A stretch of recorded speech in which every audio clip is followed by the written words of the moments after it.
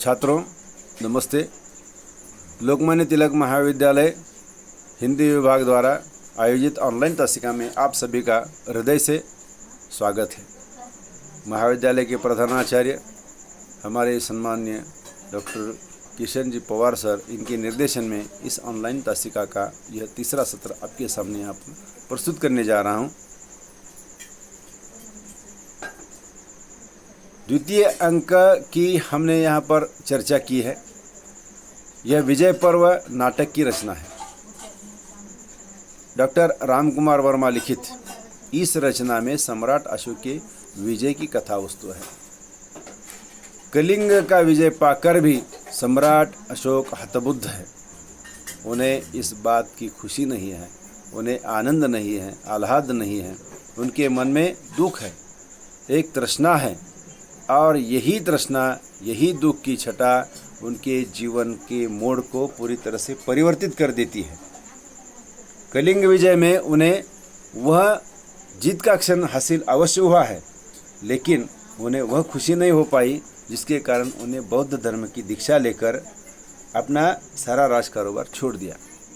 तो यह तृतीय अंक है और यह अंतिम अंक इस रचना का है। इस अंक में प्रारंभ में कलिंग के युद्ध से इस अंक का युद्ध शिविर से आरंभ हो जाता है। युद्ध शिविर की यह चर्चा है, जहां युद्ध की विभीषिका से चिंतित महादेवी अपनी परिचारिका चारुमात्रा से वार्तालाप करती है। यह चारुमित्रा से संवाद करती है। अशोक युद्ध में आनंद लेते हैं, किंतु महादेवी ऐसा युद्ध पसंद नहीं करती। उन्हें हिंसा पसंद नहीं है जिसमें निरपराधों का रक्त बहाया जाए। निरपराध मासूम लोगों के खून से लथपथ होकर वह साम्राज्य विस्तार नहीं चाहती, किंतु महादेवी ऐसा युद्ध पसंद नहीं करती। वे अशोक के हृदय में दया का संचार करना चाहती हैं, और जिससे वे इस युद्ध से भूल से गए। अपने पूर्वजों तथा मगध के सम्मान की रक्षा के लिए वे युद्ध समाप्त नहीं करना चाहते, किंतु कुछ घटना इसी प्रकार घटित होती है कि सम्राट अशोक हिंसा से अहिंसा के पथ पर प्रवृत्त होते हैं। कलिंग की एक स्त्री अपने मृत शिशु को लेकर आती है और वे असंख्य मृतों तथा आहतों को देखते हैं। सबसे अंत में उनकी अंगरक्षिका का बलिदान उनके हृदय पर गहरा प्रभाव डाल देता है और वे अहिंसा की नीति को स्वीकार करते हैं।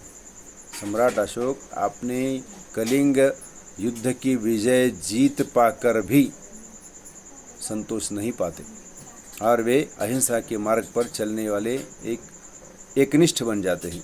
इस प्रकार इस प्रस्तुत नाटक में अशोक के सिंहासनारोहण से लेकर कलिंग विजय तक की कथा वस्तु दी गई है। कलिंग विजय से ही उनकी धर्म विजय प्रारंभ होती है। युद्ध का अंतिम दिन उनका विजय पर्व बन जाता है, और यह विजय कलिंग पर अशोक की विजय नहीं, हिंसा पर अहिंसा की विजय है, क्रूरता पर दया की विजय है, और इसलिए इस नाटक का नाम है विजय पर्व। यह नाट्य कला है, और नाट्य कला की दृष्टि से इसमें सर्वप्रथम विशेषता यह है कि प्रत्येक अंक अपने में पूर्ण होते हुए भी एक दूसरे से संबंध रखता है। यह उसकी विशेषता है। इस रचना की कार्य व्यापार की 3 अवस्थाएं दी गई है। 3 अंकों में यह अवस्थाएं दिखाई देती हैं। प्रथम अंक में कथानक का परिचय प्राप्त होता है, साथ ही विकास भी होता है। दोनों पक्ष हमारे सम्मुख आते हैं और वे संघर्ष के लिए तत्पर हैं। यद्यपि परिस्थितियों की सीमा को देखते हुए यह संघर्ष प्रथम अंक में समाप्त सा हो जाता है, किंतु दूसरा पक्ष पुनः संघर्ष के लिए तत्पर हो जाता है।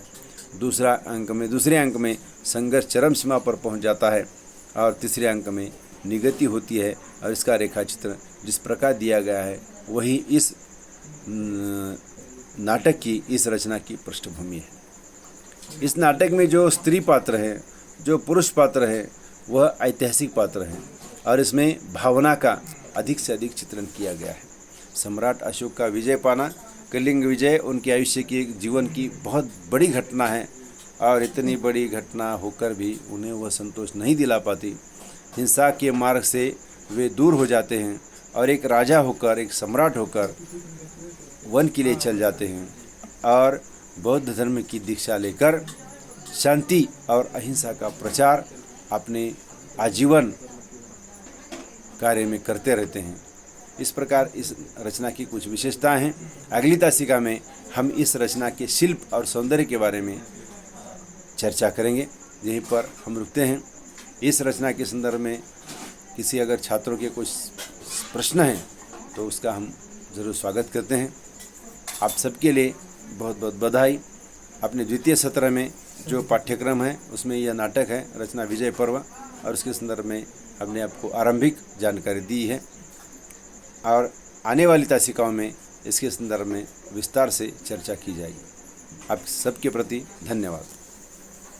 और पुनः हमारे प्राचार्य महोदय, प्राचार्य किशन पवार सर, इनका निर्देशन और बार बार हमें प्रेरित करने का उनका एक सूत्र है, इसके प्रति भी हम कृतज्ञ हैं। यहीं पर हम रुकते हैं। धन्यवाद।